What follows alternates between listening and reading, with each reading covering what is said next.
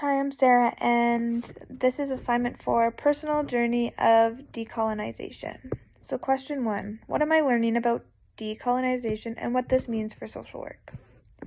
I have learned that decolonization is when you take away a colonial structure, value, or values and systems of power that, in this case, have marginalized Indigenous peoples. In social work, we are advocating for social justice and recognizing colonization's impact on Indigenous individuals and communities.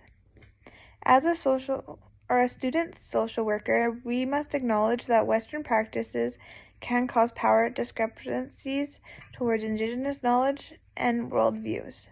This is why we as social workers must learn the Indigenous ways of knowing to help in our practice. As social workers, we want to create inclusive, safe places that empower communities for their futures. Number 2, what is my relationship to decolonization? My relationship with decolonization has been shaped throughout my 2 years as a social work student, as it hasn't been too long on understanding and acknowledging colonization. I have been someone who is still concerned about inequality. I believe that understanding decolonization allows me to reflect on my own biases, privileges, and practices that may contribute to the marginalization of others.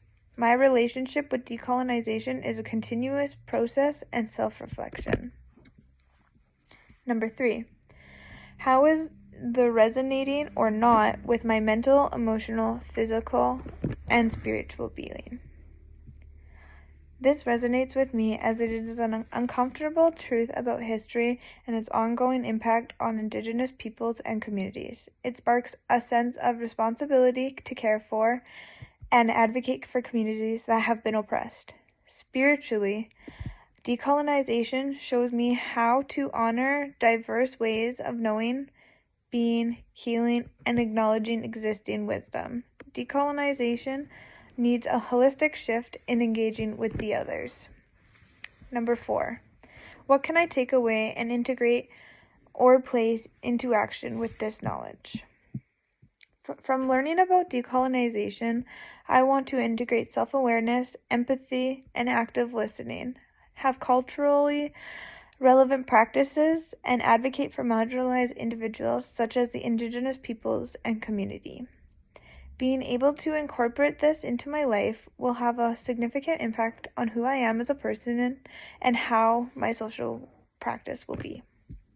And question number 5, what more do I need to know, learn, and experience? I need to learn and deepen my understanding of the histories, cultures, and individual experiences of the Indigenous peoples and the communities impacted by colonialism. This will include decolonial movements and how we as social workers can support Indigenous peoples in gaining self-determination. Continuing to reflect on my own privileges is essential as is seeking guidance from those who have lived the experience of colonialism. Thank you.